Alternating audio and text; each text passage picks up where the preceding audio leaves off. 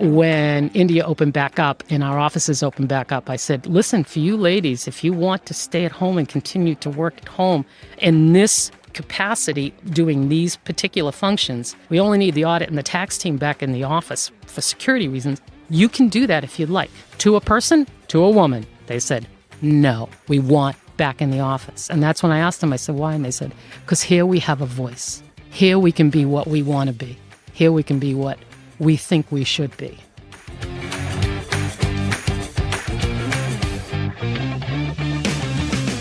Welcome to a special interview episode of the Cloud Accounting Podcast. We are live at AccountingWEB in San Diego. Enjoying the weather. Yes. And we figure we should have somebody that is from San Diego? Is from San Diego on the podcast. No.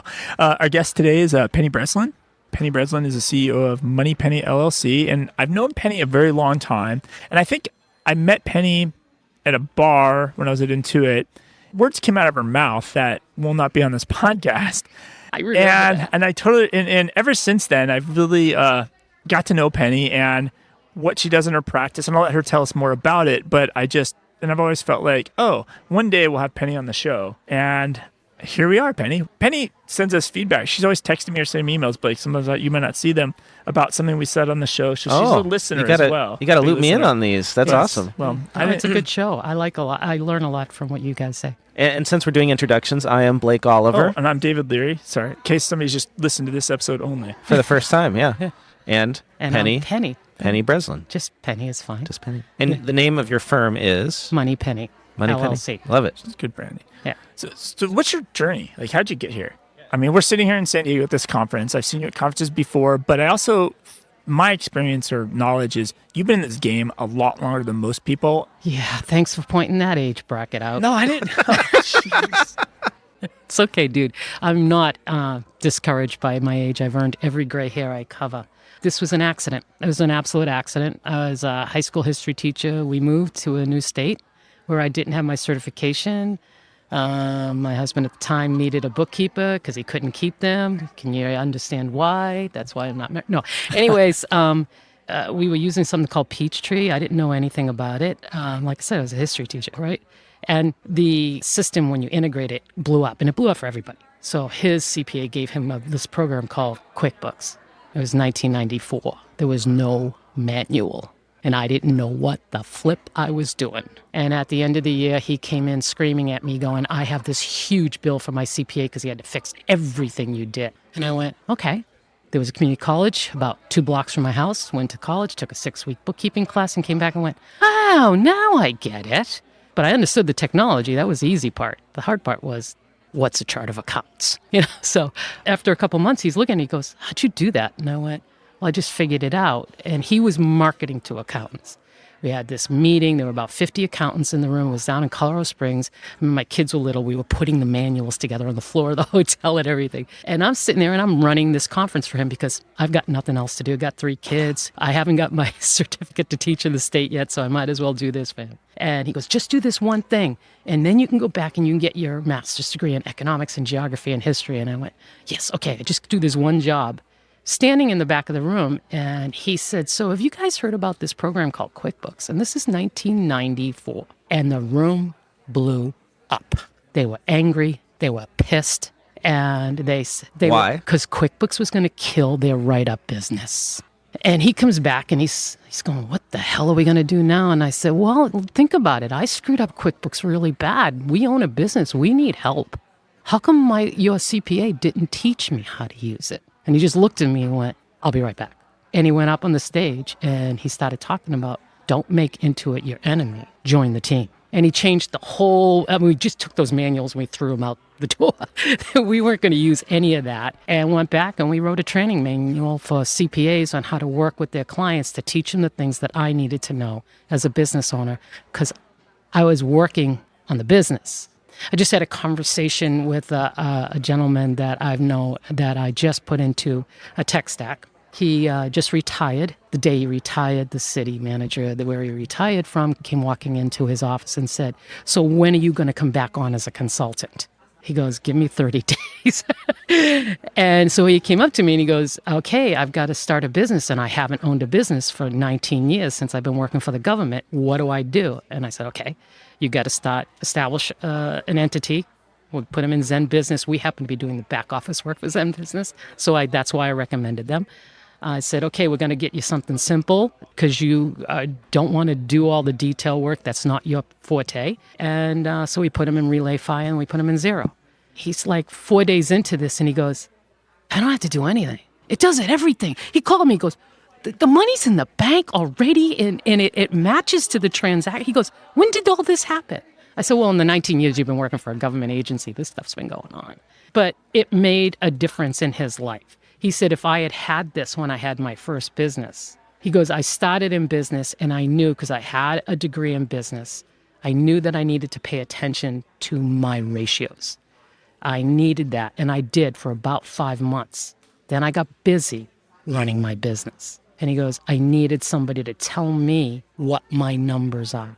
And he goes, now I can because they can have complete access to it. Because I set him up, I have complete access. I can see everything that's going on in his company. And I can call him and I can tell him something. Hey, look, you got to watch out for this. I can have a relationship with him and I'm not dealing with the numbers. I'm not typing anything in.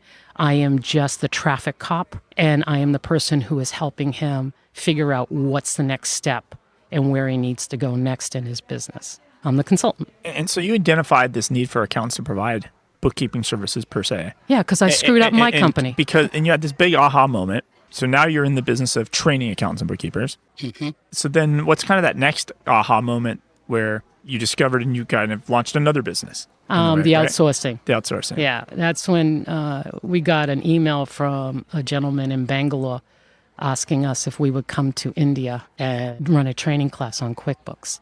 My partner at the time Approximately what year was this? This would have been 2002.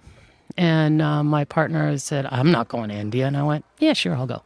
I had a daughter that had needed to get away for a while. So I just, okay, get on the plane with me. I got her a visa. Let's go. And we landed in Bangalore at 1 o'clock in the morning. There we are, this little redhead and myself, and this cloud of people that she's like got eyes like saucers. This is 2002 in India. In the meantime, I'm teaching. I'm sitting in front of a room of about 50 chartered accountants. And there were some kind of cultural changes. Like every time I'd ask them, do you get that? And they go, yeah, and I'm going, okay, let me reword this. And like after about 4 hours, I'm going, you're not saying no. You're going, yeah, tick, tick. Okay.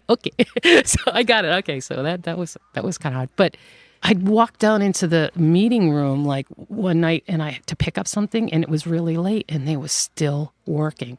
They were huddled together. They were talking to each other and they were fascinated by what they were learning.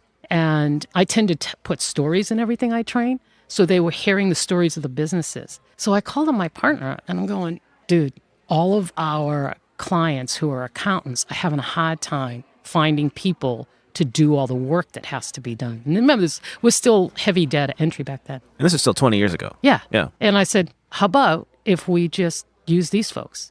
I said, we've already got hosted because we had already introduced hosted QuickBooks in 1999. And I said, we've already got it in the cloud. We've just got to figure out a way to make it secure and safe and all that. And I said, that's just the technology part. That's the part we can figure out. I said, you can sell the clients. I'll manage this team. Can I stay in India for a couple of months? He goes, yep, sure. Next thing you know, we had an outsourcing company. So you've been doing that for 2 decades now. You must know all of the pitfalls. Somebody asked me that the other day. Outsourcing. They said, what did you learn? I said, the good, the bad, and the ugly. And I am trying to get rid of the ugly desperately, and I think we have with this company. And the bad is something that you have to work on together. It takes both sides of the pond to figure that one out. But the good, when it happens, is brilliant. I have good people working for me. So I want to hear more about that, the good, the bad, and the ugly of this, because so many firms are struggling to hire, retain talent. Seems like offshoring, outsourcing is the only solution. I don't necessarily think that's the case. I think there's this term called positional talent.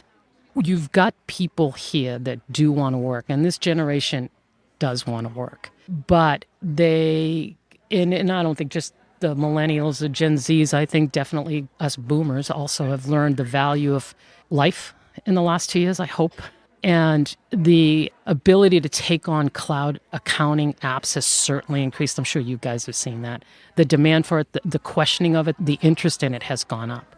We've already learned that we don't need to all be in the same room to get something done. So it comes down to the systems that you're using. If you're using technology and you just threw it on top of a system that already existed, that was primarily paper orientated or even just crisis orientated like most businesses, the technology is going to screw up. It's just going to be totally effed. And you're going to try it and then you're going to go, oh, that didn't work. And you're going to throw it away and you're going to walk away from it. And that's a sad thing.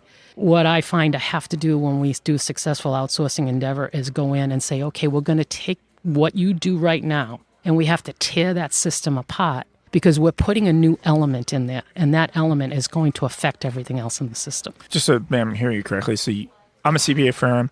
I'm going to do some outsourcing stuff. I can't just be like, oh, it's just some labor, and I'll just give them the same jobs I have currently going on. When you move to using an outsourced type labor model, you have to really reinvent your whole stack. Everything you're doing is different. Yeah, the people are different.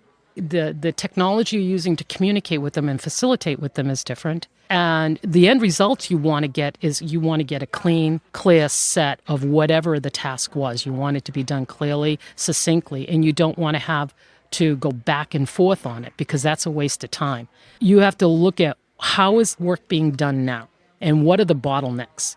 Well, one of the bottlenecks is you don't have enough humans, so we're fulfilling that. But why don't you have enough humans, really? Come on. Have you just stepped outside your office and just get out of your own head and then walk back into your office with the eyes of a 25-year-old kid who just graduated from college and tell me why that kid wants to work for you rather than that tech firm down the street who's looking for somebody who probably got an accounting degree and they could use the data analytics of that kid. And that kid could say, hey, I'm going to work 8 to 5. I'm going to have all these benefits. It's going to be great. They have a rumpus room. I can hang out in the back. No, I'm going to go to you, Mr. Accountant or Mrs. Accountant, and I'm going to go walk into your office with your antiquated computers, your old servers, and you're going to tell me that, oh, yeah, 4 months out of the year, you're going to work 14-hour days. And you're not going to get paid any more for it. And all I am is a big billable hour sign in front of you going, how many billable hours? How many billable hours? Yeah, I'm going to take the job with the data analytics company. That's why you're having a hard time hiring. And I think that that's an issue because the talent is out there. You still have to have data entry people. You still, to this day, I mean, that's not going to go away. You still need traffic cops. All your apps out there, they're brilliant, but when you stack them all in a tech stack and they all stop playing together at the same time, guess what happens? Garbage in, garbage out. So somebody has to be there rolling that traffic cop flow. And that's what my team does. We do a lot of trafficking of good things, not bad things. And we decide where the transactions go. But every business gets to do whatever they want with their money, whenever they want. Tax returns are compliance driven. The government defines when they're done and how they're done. The brain work is in knowing where to put a deduction.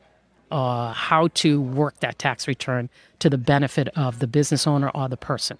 Audits, very defined on what you have to do. Bookkeeping, not so much. Because whoever is spending the money gets to spend it any way they want. And you have to guess what they did with it to make it look good enough to do all the other stuff that you want to do. That's very black and white. Yeah, right. Exactly. So we need to have defined understanding of each client. We're outsourcing with you. You're outsourcing to us. We ask you, what does the client do? What's the business? Tell us about the business. I just onboarded a new firm this morning at 5 o'clock this morning, sitting on the deck out here outside my room. And we'd talked for about a month on what she needed to do.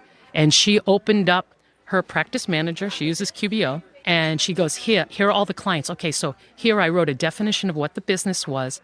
I wrote all the things I do for it. And then I wrote the process and procedures that I am currently using in order to accomplish every bit of that. And please give me feedback if I need to change it to adapt to you doing it. So how does your model work? I imagine you have obviously this team in India, and you have to have some controls and process and constraints and how you handle clients and move that data around. Like, give us a picture of what that looks like. Okay, so First of all, we're a fully female-owned and operated BPO. We're the only one. I didn't realize that. They proved it. Yeah, we are the only one in India. And they work in teams. we always work under the assumption that anybody can get hit by a bus on any given day. So a supervisor learns what the accounting business, and I don't call them practices or firms, they're a business to us. That business, that supervisor has 2 or 3 people that she works with, and then they learn the process. They then detail the process out on our server, which is hosted in the United States, and then they go back to the client, our accounting customer, and say, this is what we believe you have told us to do in this way. And then they redefine it going, yeah, no, that's not what we meant. Because sometimes, when you're talking to somebody, what they're saying is not what you're really hearing. So you build a set of process per client individually? In each of their clients. So there's... You have your firm and then there's the firm's stuff that we have to deal with, all the technology that they use internally that we become a part of. And then there's the individual client that we're doing the work for. You can open up our server and you can click on the client business, the accounting business, and then there'll be subpages underneath that. We use OneNote for it. Underneath that is a detail of each individual customer of theirs that we work on. The nuances. Some of them are the same. The standardization is really good. We try to standardize as much as possible, but then the individual nuances and then when we run into those nuances even more so, we document that and then we give that back to the accounting firm saying, hey, listen, did you know that your client was doing this? How do you not have a hiring and staffing problem? Do people not quit jobs in India? Yeah, we do. We don't tend to lose people for any reason other than they get married. I'm in South India. It's a very traditional area. And so we are about to lose somebody next month. She already has her replacement who's sitting next to her every day, who's another supervisor who will take over her job and then work with her team going forward and take over her companies that she works for.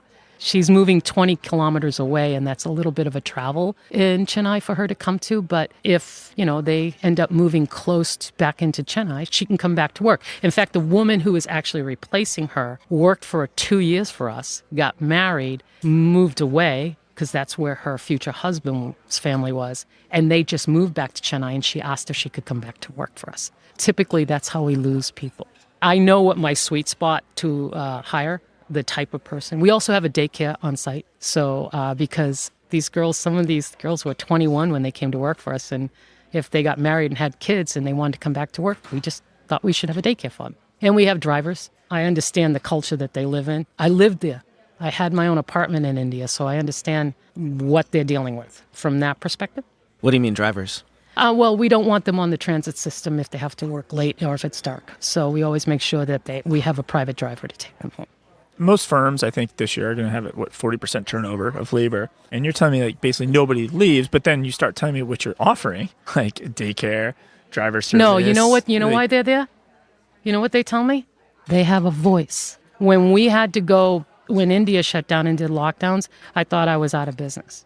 Our largest firm, which has 10 seats with us, came and said, is there any way you can figure out how to do this part of the job, not the taxes that you do? They say no taxes, you won't be, but all the prep, everything, and all the controllership work and all the QBO work, can you figure out how to do that and do that securely with them being at home? Yes, give me 48 hours. And we made a bunch of calls. We only had half our staff. We interviewed. We went into the homes. We interviewed. We see if they're safe, secure. We set our systems. We had our IT department bring over our systems to their home, set them up on private dongles so that when they access the internet, we access the internet IP to IP to my server in the United States, and from there go out and do the work. So we had half the staff being able to work. And it was a long haul. When India opened back up and our offices opened back up, I said, listen, for you ladies, if you want to stay at home and continue to work at home in this capacity doing these particular functions, we only need the audit and the tax team back in the office for security reasons. You can do that if you'd like. To a person, to a woman. They said, no, we want back in the office. And that's when I asked them, I said, why? And they said, because here we have a voice. Here we can be what we want to be. Here we can be what we think we should be. And that's not a put down on the Indian culture or anything. It's just that with the lifestyle that they had to live in their position in their society, this is the one place. There's no phones. There's no Facebook. They're really locked down, and they are just a big, huge team that gets along and works well together. Sounds like a value any company would want to have, right, Yeah. for their employees. Exactly. Well, I'm not there, so I didn't do this. They did this themselves. Interesting. I just facilitate. That's all my job is, to facilitate. So when you speak about facilitating, so a firm comes to you, I want to do outsourced labor. Can you do that for me? You're like, yes. But it sounds like you're also kind of coming in and just coaching that firm itself. You're almost advising the firm. If they're entire open to stack, it, yeah. If they're open okay. to it. Some of them are, some of them aren't. It's up to them. We know the difficult ones. They're our favorite teams and favorite clients. But yeah, if they're open to it, if they ask for it, we help them. Because it's a change. It's a change for everybody. There's fear, fear of the unknown, fear of another culture. Once somebody said to me once, they were from the Southeast and with a heavy Southern accent, said, I don't know if I can work with them. They have accents. And I'm going, shit, man, I'm going to park the cat. What do you think about that? So we all have accents. It has to change. The respect level has to be there. That's huge. I make sure that that happens. I have the come to Krishna, come to Jesus meetings. I'm just the facilitator. These women do all the work. They're smart. I'm not an accountant. I'm not a bookkeeper. You don't, and they'll be the first ones to tell you, we don't want Penny doing any of this stuff. But I'll figure out how to make the flow work. Really, way back in the beginning, when we first started, we were using meetings on GoToMeeting and then Zoom to connect every month to make us part of that accounting company's team. I tell them, I go, look, when you have your internal meetings and you're in your conference room, put a chair up and put their name on the chair. Because they get the CVs. They know who's working for them. They see the name of everybody who does work for them. They don't have to guess if there's somebody else doing the work. They know because the name will change. They can see that they're all in Slack. We use Slack because it's ubiquitous. No matter what system anybody else is on, everybody can use Slack. So they see the faces and they get to know the language and the syntax and the way they write. So when you have your internal meetings and you're deciding who's doing what and how things are flowing, put us in there. And when I go into the office, because I do go to some of their offices, not me, my employees' teams' names and faces are up on their walls as part of their team. They're very proud of them. And some clients they've had the same people for 6 or 7 years working for them in my office. I mean, they're intricately intertwined. And that's the way it should be. If there is a changeover in staff, we typically will have a 30 days notice at minimum that somebody is going to be married, or if they're going to have maternity, they get 6 months maternity leave. Some of them come back. It's up to their mother-in-laws. It's not up to us. But once a year we have a party and we always invite the parents and stuff in. So I try to be there for that and try to encourage them to, if you're going to marry your daughter, please marry her to somebody right here. Just one story I think is amazing that you did during COVID is you obviously, I'm sure if I'm a firm on outsourcing to you, it's easy to forget there's humans on the other side. And I just expect service levels. So COVID happens, right? And now you can't have employees come back to work, can't get vaccinations. How did you kind of get over that hump and hurdle? Well, like I said, we interviewed them and we looked to see if they had a private room in the home that they could work in and all that. And then as soon as the vaccines were available in India, they said that they were doing them for free. And I saw the lines in the news and thinking, God, you go in and stand in a line that long, you're going to get COVID if you don't have it. So I called them and I said, we're having a midnight meeting and I'm sitting in my dining room table. And I said, if you go to a private hospital, are the vaccines available there? And they said, yeah. They said, but that costs money. I said, how much? I said, okay. And all the families too. Because it's the grandparents, because they live in multi-generational homes, and I couldn't have them risk bringing it back to their houses. So we just paid for everybody to get it done. We did the families and the women.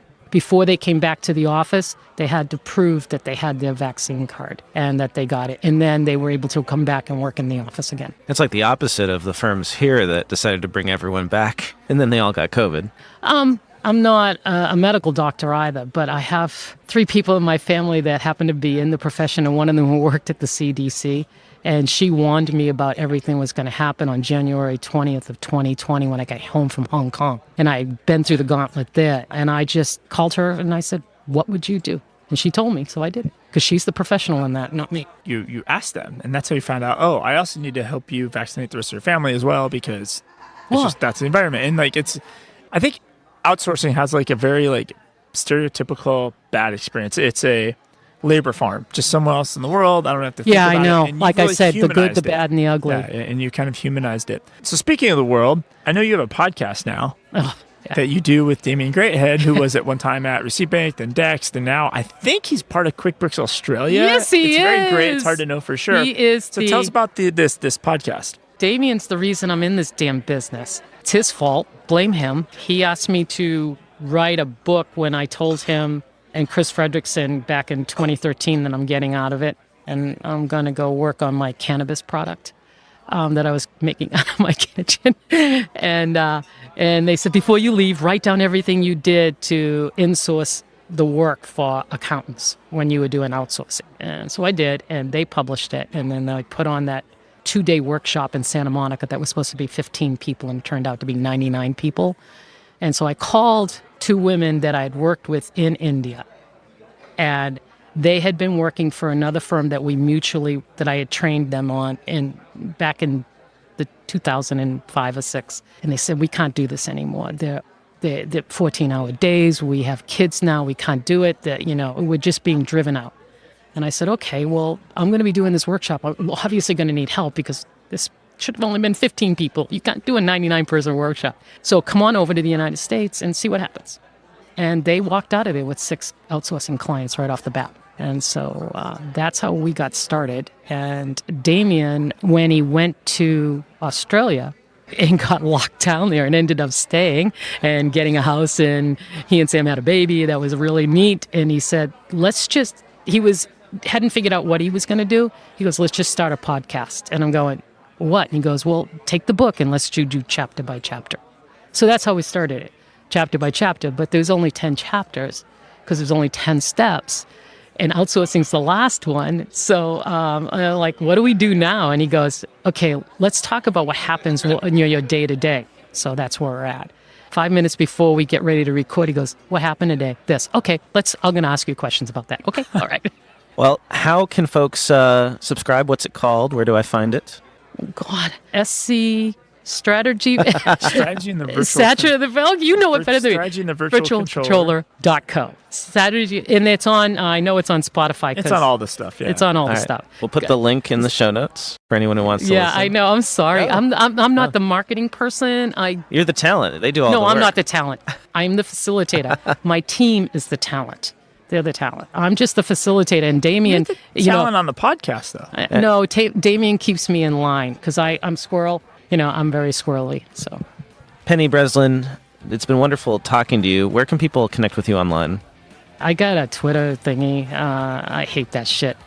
I refuse Facebook. I'm sorry. I'm on LinkedIn, Penny Breslin on LinkedIn. MoneyPenny LLC. And that's a wrap. And that's a wrap. All right. Awesome. Thank you, guys. Thank you.